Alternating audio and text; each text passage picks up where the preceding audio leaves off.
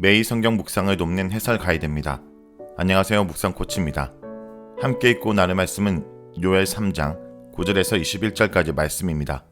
오늘 말씀은 열방에 대한 심판을 묘사하며 여호와의 날의 징조에 대해서 말합니다. 그리고 마지막 날 하나님 백성이 받게 되는 진정한 복이 바로 하나님의 임재임을 보여줍니다. 그날의 하나님은 그의 백성의 피 흘림을 갚아줄 것입니다. 그리고 하나님의 풍성한 생명력으로 그들과 영원히 함께할 것입니다. 9절에서 13절 읽겠습니다. 너희는 모든 민족에게 이렇게 널리 선포할지어다. 너희는 전쟁을 준비하고 용사를 격려하고 병사로 다 가까이 나와서 올라오게 할지어다. 너희는 보습을 쳐서 칼을 만들지어다. 낫을 쳐서 창을 만들지어다. 약한 자도 이르기를 나는 강하다 할지어다. 사면의 민족들아 너희는 속히 와서 모일지어다. 여호와여 주의 용사들로 그리로 내려오게 하옵소서. 민족들은 일어나서 여호사밧 골짜기로 올라올지어다. 내가 거기에 앉아서 사면의 민족들을 다 심판하리로다. 너희는 낫을 쓰라. 곡식이 걷도다. 와서 밟을지어다. 포도주 틀이 가득히 차고 포도주 독이 넘치니 그들의 악이 크미로다. 하나님께서는 비록 악할지라도 가만히 또는 고요히 침묵 중에 있는 자들을 심판하지는 않으십니다. 그들을 심판하려 하실 때는 먼저 그들을 흥분케 하고 강박케 하여 독과 악이 다 차게 만드신 후 심판하십니다. 본문의 3장 9절에서 11절을 보면 너희는 열국에 이렇게 강포할지어다 라는 말로 시작합니다. 여기서 너희는 물론 하나님 앞에 수종드는 천사들입니다. 하나님은 천사들에게 명령합니다.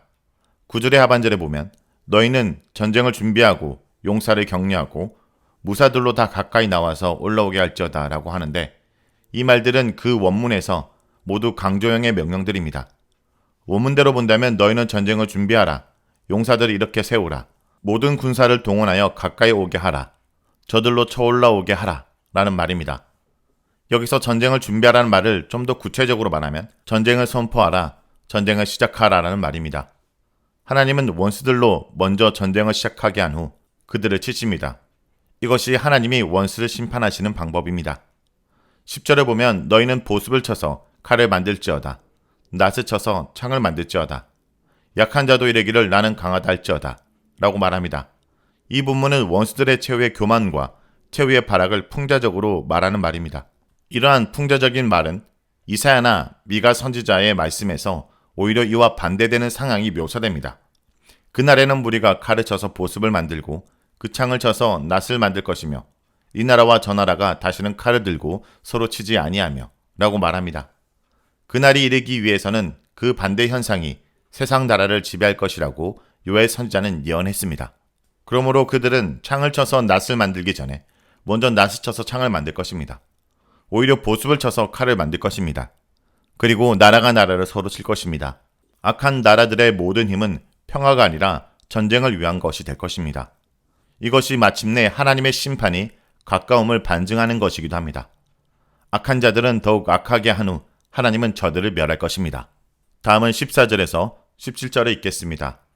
사람이 많음이여 심판의 골짜기에 사람이 많음이여 심판의 골짜기에 여호와의 날이 가까움이로다. 해와 달이 캄캄하며 별들이 그 빛을 거두도다. 여호와께서 시온에서 부르짖고 예루살렘에서 목소리를 내시리니 하늘과 땅이 진동하리로다. 그러나 여호와께서 그의 백성의 피난처 이스라엘 자손의 산성이 되시리로다. 그런즉 너희가 나는 내 산성 시온에 사는 너희 하나님 여호와인 줄 알 것이라.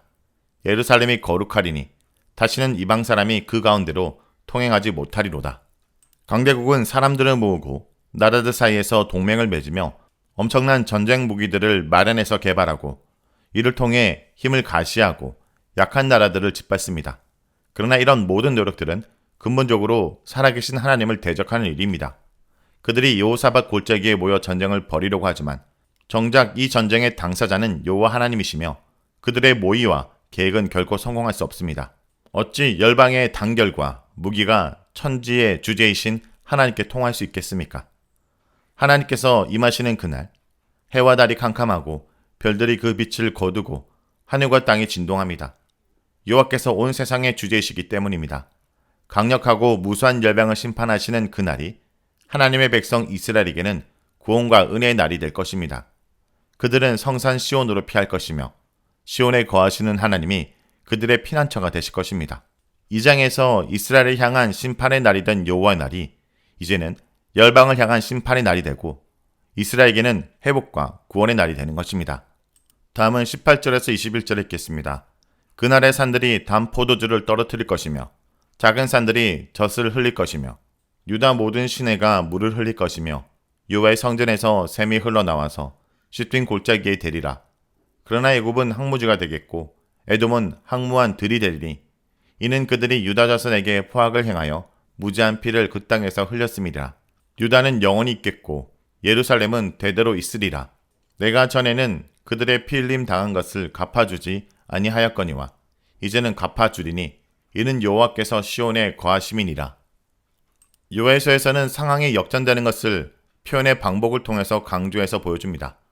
메뚜기 때 재앙이 임할 때 에덴 동산 갔던 곳이 항폐한 강야로 바뀌었으나 이제 여호와께서 행하시는 날에 애굽과 에돔이 항폐한 강야로 변할 것이며 유다의 산들은 포도주와 젖을 흘리고 유다의 시내들은 물로 흘러 넘치게 되며 시트윈 골짜기조차 샘이 흐르게 될 것입니다.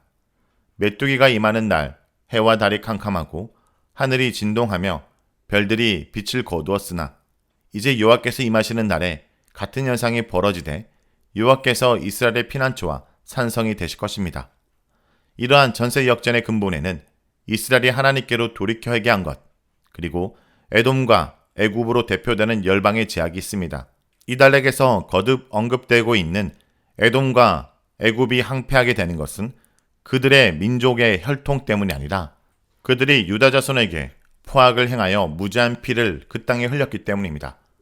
폭력을 행한다는 것은 자신이 지닌 힘과 권력을 이용하여 그렇지 못한 상대를 학대하고 억압하고 죽이는 것을 의미합니다. 21절에 있는 피 흘림은 폭력으로 인해 흘린 억울한 피를 의미합니다. 이러한 폭력은 힘있고 부하고 강한 이들이 그보다 약한 이들을 억울하게 짓밟고 희생시키는 것을 의미합니다. 그렇게 폭력으로 억울한 피를 땅에 흘리면 애굽이든 이스라엘이든 하나님께서는 반드시 그 피에 대해 묻고 심판하실 것입니다. 그리고 하나님께서는 그렇게 부당하게 희생한 이들의 억울함을 반드시 회복하시며 신원하실 것입니다. 이것이 요에서의 마지막 여호와께서 시온에 거하신다는 말씀의 의미입니다. 요에서의 마지막은 억울하게 흘린 피의 신원이야말로 여호와께서 시온에 거하신다라는 말씀의 의미임을 명확하게 증거하고 있습니다. 하나님께서 시온에 거하시니 시온에서 억울한 눈물은 사라지게 될 것입니다. 하나님의 시온에 거하시니 자신의 힘과 권세를 믿고 약하고 힘없는 이들을 짓밟고 억압하는 이들은 심판에 면치 못할 것입니다. 그러므로 요에서 3장에 실린 열방을 향한 하나님의 심판은 억울하게 흘린 피눈물을 신원하시는 하나님, 세상의 정의를 세우신 하나님을 증거하고 있습니다. 이런 점에서 요에서의 마지막은 요한계시록을 떠오르게 합니다. 요한계시록에서도 하나님의 마지막 심판이 일어날 때를 다루고 있으며 그때 이루어질 성도들의 신원이 선포됩니다. 하나님께서는 성도들의 눈물을 닦아주시되 세상을 지배하고 다스리며 억압하던 용의 세력들과 군대들을 심판하시고 멸하십니다. 그들을 심판하시는 까닭은 그들이 흘린 피 때문입니다. 요한계시록 18장 24절에서 선지자들과 성도들과 및 땅에서 죽임을 당한 모든 자의 피가 그 성중에 발견되었으리라. 이러한 관찰은 하나님께서 시온의 거하심의 의미에 대해 그리고 요한계시록에서 선포되는 종말의 날의 의미에 대해 우리로 깊이 숙고하게 합니다. 하나님께서 결정적으로 행하시는 그날은 단지 신앙을 고백하지 않는 이들에게 전면적인 심판이 임하는 날만이 아닙니다. 하나님을 고백하지 않는 삶은 이웃을 향한 폭력으로 나타나기 때문입니다. 자, 여기까지가 요엘 3장 9절에서 21절까지 말씀입니다. 오늘 말씀을 통해 우리는 무엇을 묵상하고 적용해야 할까요? 하나님은 자기 백성을 안전하게 지키시고 복을 허락하십니다. 모든 민족에게 진노의 잔이 부어지는 심판의 날에 하나님은 친히 피난처와 산성이 되셔서 자기 백성을 안전하게 보호해 주십니다. 하나님과 함께하는 삶이야말로 가장 안전한 삶임을 기억하며 내 모든 불안과 염려를 하나님께 맡기는 주의 백성들이 되길 간절히 기도드립니다.